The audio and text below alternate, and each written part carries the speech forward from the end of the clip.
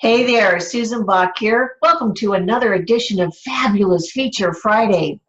Today, our featured guest is Michelle Mariscal, and she's an author, speaker, skilled facilitator, and grief specialist. Hi, Michelle. Hello. Hi, everyone. I'm delighted you're here. Michelle combines her background in health, wellness, and spiritual development and healing to help individuals find greater meaning and movement forward in their life. I love that, greater meaning and movement forward. So I'm totally curious, Michelle, how did you get involved in grief recovery work? Well, and in part, it was related to recognizing how stuck I had become in life. I had to recognize that the grief and loss in my life, I had not really found adequate ways to address. And so the thing about grief, it is cumulative and it's cumulatively negative. And what I did have a 2-year period that was extremely grief laden, with my dad dying and then my brother receiving a stage 4 esophageal cancer diagnosis. So I was traveling up and back to the Northwest to be with him through that process as much as I could. And then concurrent to that, I was also losing my physical ability. I've been an athlete for 30 years and I have a couple of pretty serious and debilitating to the point where I can't do the physical activity that I used to do. So that was my number one stress reliever. And so those three things really combined with the rest of the experiences in my life sort of brought me to this place where I had what I call brain fog. And I was in trouble the day that I booked a ticket to go visit my family, not realizing I had already booked other plane tickets and had travel plans for work. And so that really woke me up to, I need some help. And at the time I had an extremely giving and supportive workplace. So that definitely helped. So that brought me to the work of grief recovery. And I find I continue with it in my own daily work. There have been a lot of losses, and I find that is my healing, to be doing it on behalf of others and inviting others into this work.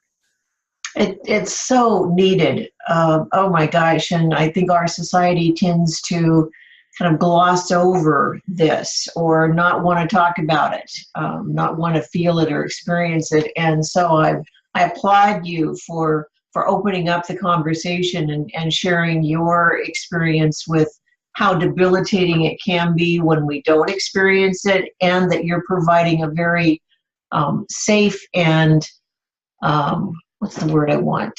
Healthy way of processing it.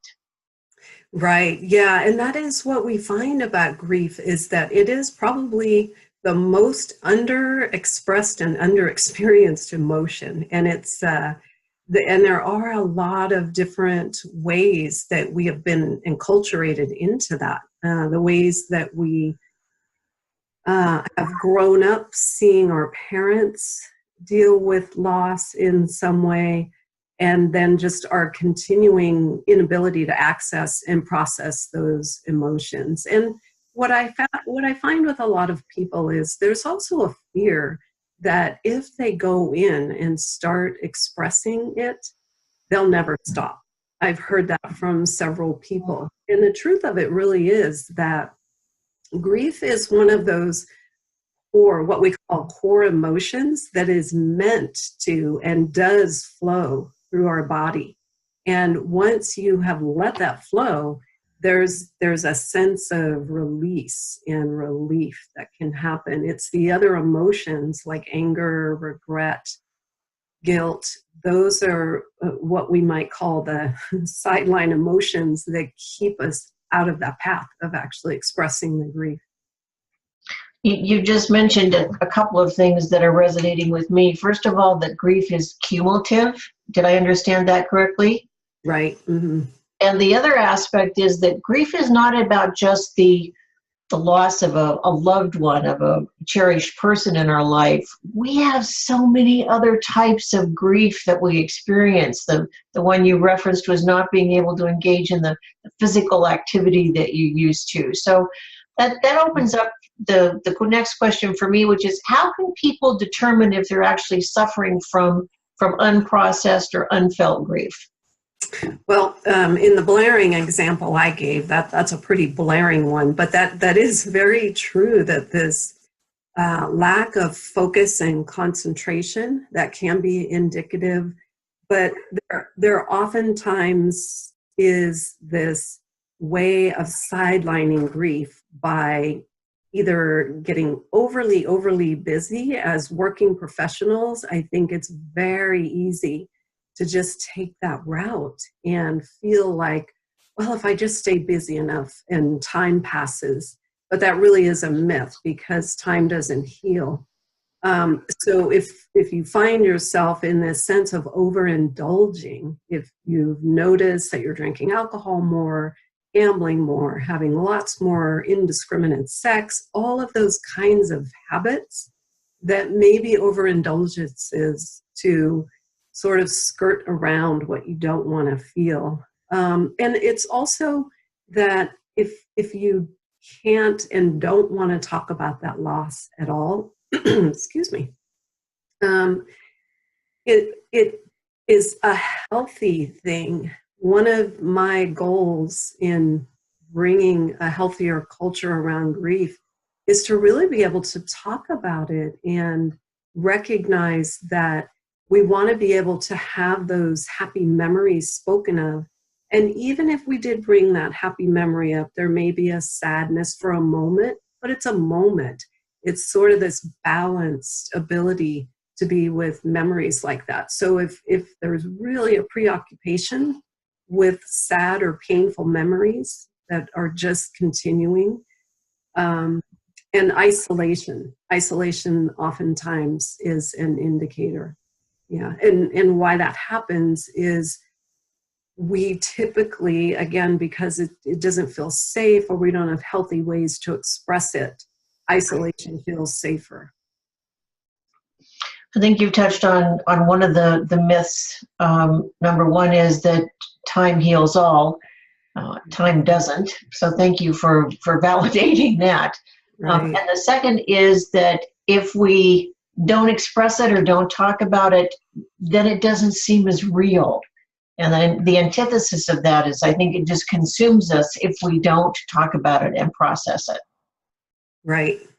Right. And what happens is that really, body workers will tell you many, many times as they're working on people that emotions get released. They may be working on someone's knee and the patient has an emotional release related to grief that was unprocessed. So I think that's an important understanding that we may, and this is one of the things about grief, is that we try to intellectually handle it. And because in our workaday world and busy lives, the emotion of it may seem so overwhelming that, oh my goodness, I can't go there. And so we intellectualize it, but our body is storing it. Yes, it is. I can certainly give some examples to that. Well, that leads me to the next question now that I'd like to ask you, Michelle, and share with our viewers today is, what are some tools that you use to help and that others can use to help to find themselves if they are feeling stuck? Well, one of the most grounding tools, I am a trainer with the Institute of Heart Math. I've been doing their work for many, many years. And their tools really were very, very helpful for me as I was moving through. Especially I would find when I would travel to the airport, I would use this tool that I'm going to share. And it was very helpful to just calm my body and be in my heart. And so it's simply called heart-focused breathing. And what you do, I'll just walk us through a simple example. What you do is just bring your attention to your heart. For some people, it's helpful to bring your hand to your heart, just to have that connection, that tactile connection. And as you keep your attention in your heart, you just breathe in and out and imagine that the air is flowing right in and out in that chest or heart area.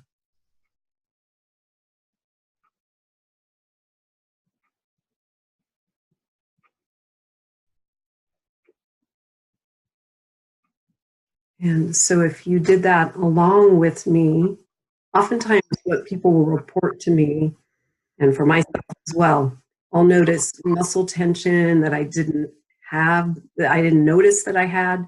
But the other thing, and the reason that I like this work so much, is that it takes us out of our head, gets us into our heart, where we need to be, in order to recognize we're human beings that have all sorts of emotions and, loss over.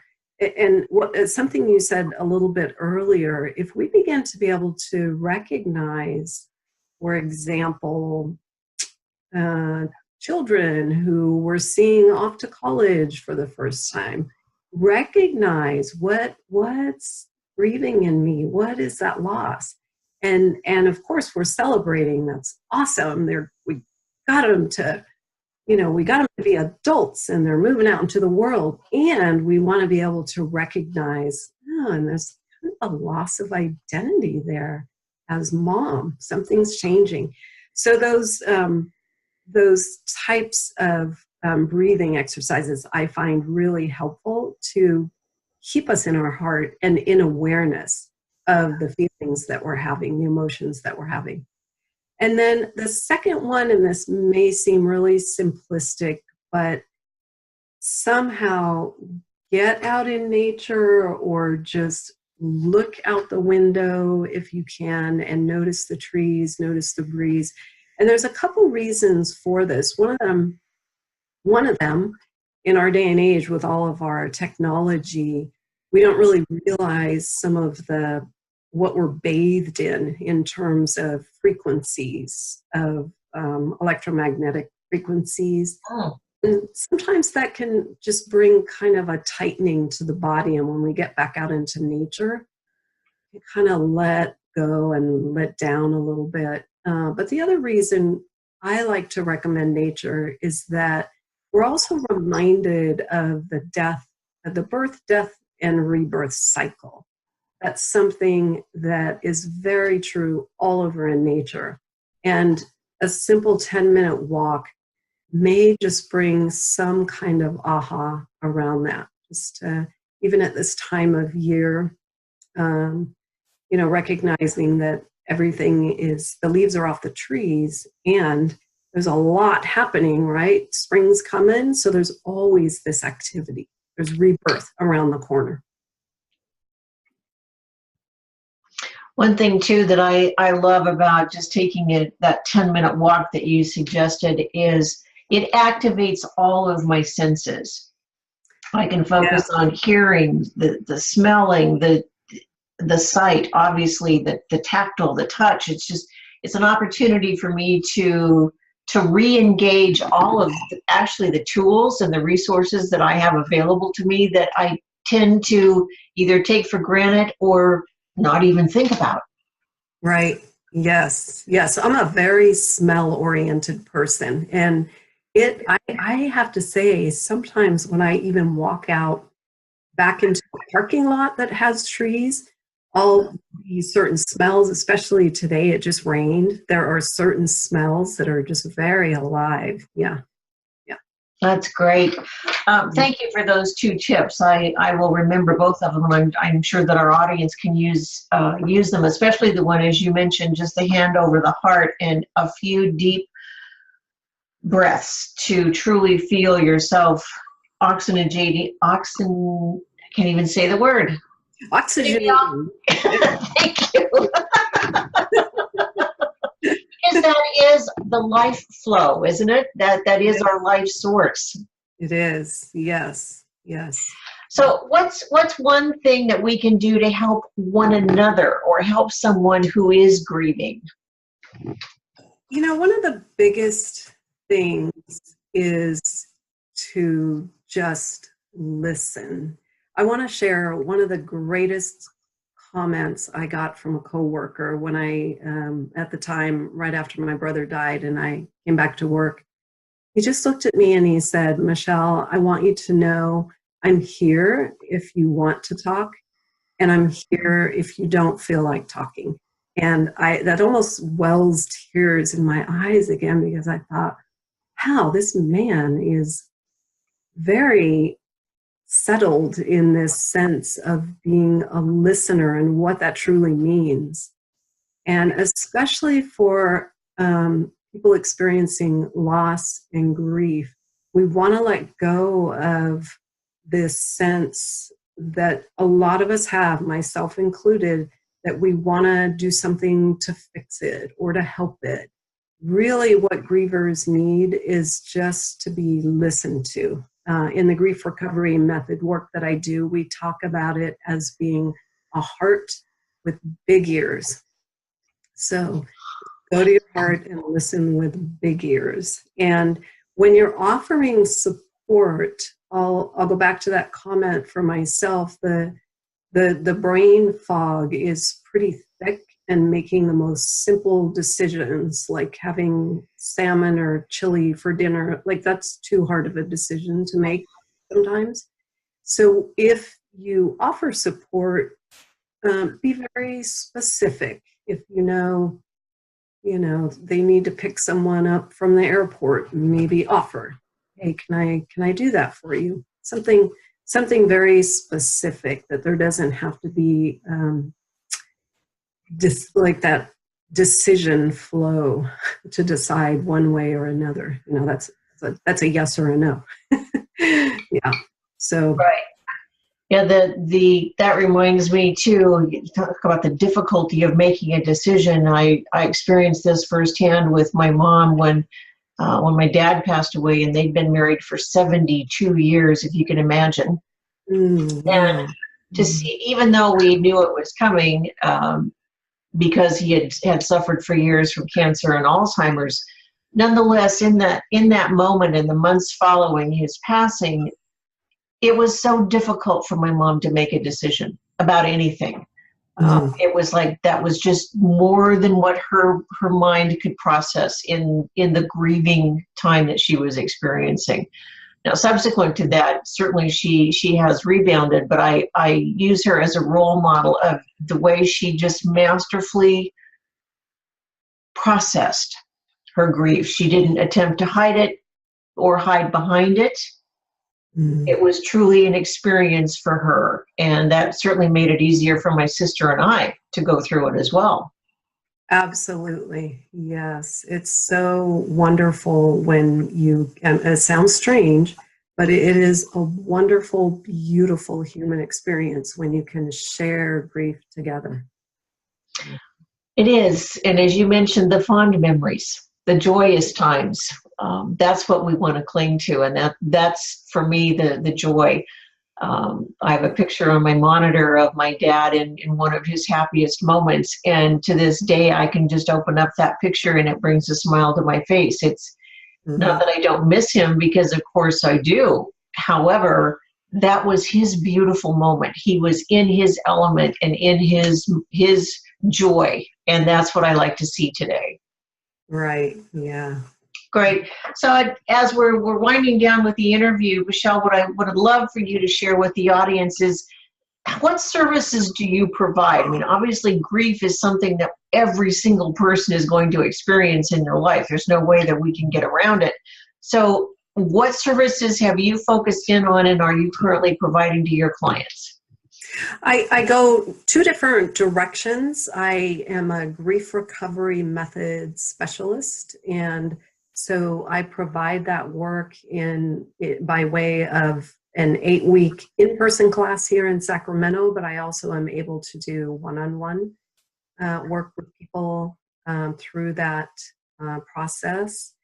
And I also do the work from the Institute of Heart Math, and that is the work of resilience, and how I term it is heart-based living for better health. And oftentimes getting people back into their heart and recognizing where they're living outside their heart. It's a way to just become more engaged in the emotions that we experience on a regular basis, and learn how to not push them aside. So both those directions.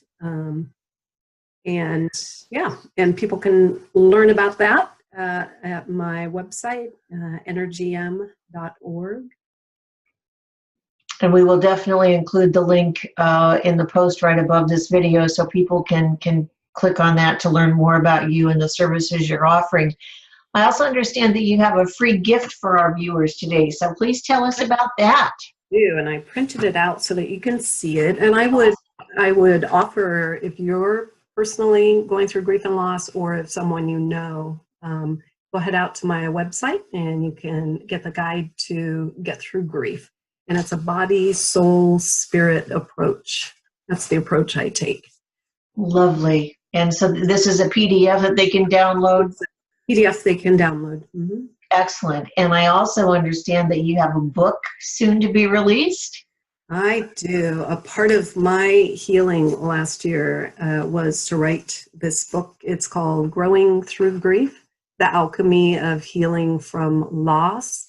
And it's my personal journey, but I also interviewed about 25 people who had different experiences, some very violent experiences with losing people, suicide, so many different perspectives and thoughts represented in the book. And it offers tools and really perspectives of how to view this experience as a very human experience, and one that challenges us. And there are ways to move into that challenge and maintain that sense of being a living being. Oftentimes, what I find with people, if they have unresolved grief and loss, some take the path that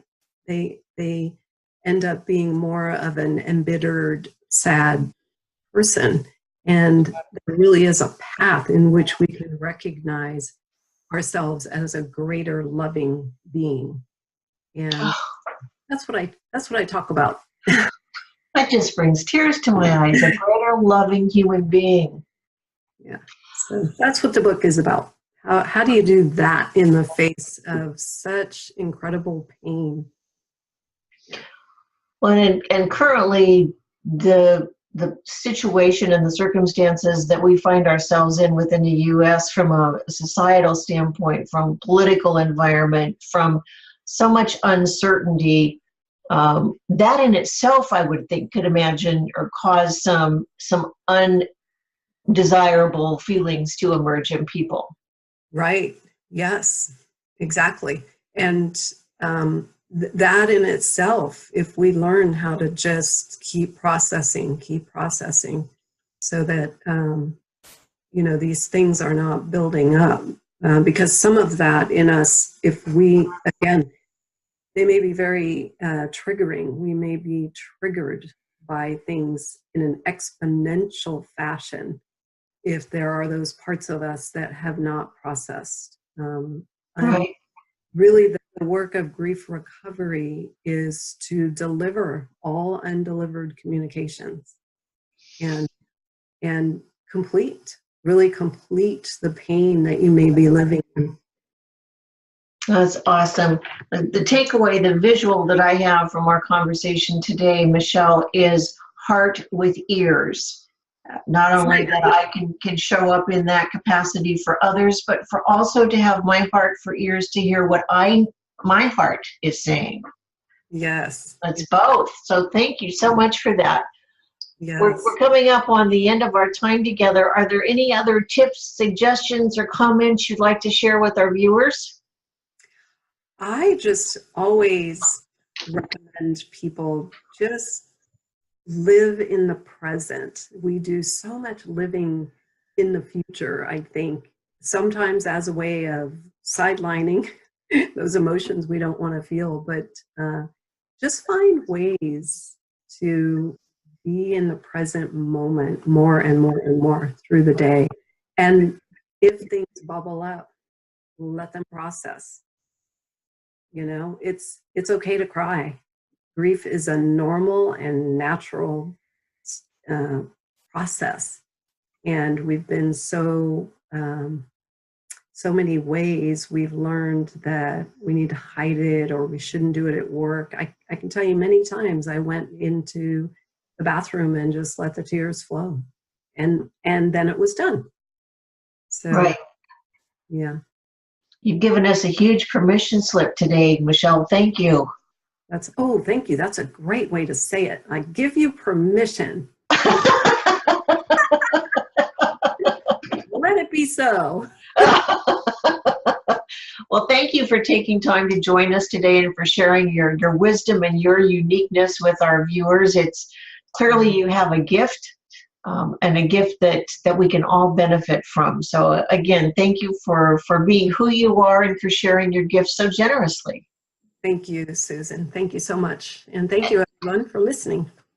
And we will see you next week at the same time in the same place, everyone. So thanks so much for your uniqueness, for sharing your gifts with the world, and for believing that, yes, you can have a business and a life you love.